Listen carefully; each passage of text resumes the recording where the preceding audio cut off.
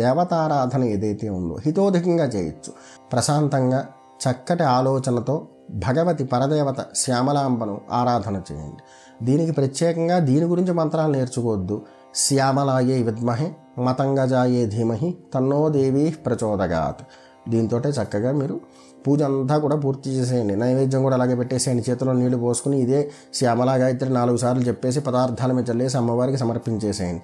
ఆ పదార్థాలన్నీ చక్కగా మనం ఇంట్లో కుటుంబ సభ్యులందరూ కూడా వినియోగించుకోవచ్చు. ఇలాగే ఉండాలి. ఏ నవరాత్రి వచ్చినా నవరాత్రి పురస్కృతంగా దేవీ దేవతలను మనం ఆరాధన చేసినప్పుడు ఇంతే చేయాలి తప్పించి మనకు ఉపదేశం లేకుండా తీవ్రమైనటువంటి విద్యల్ని అనవసరంగా ప్రేరణకు గురి చేయకూడదు. ఒకవేళ మీరు మంత్రగ్రహణ చేసినటువంటి వాళ్ళు మీకు అధికారం ఉందంటే మీరు చక్కగా మీ గురువుని ఆశ్రయించి ఏ ఆచారాల్లో ఎలాంటి పదార్థాలు పెట్టచ్చో అన్నీ పెట్టేయచ్చు. కానీ లేని సందర్భంలో మాత్రం అలాంటివి చేయకండి.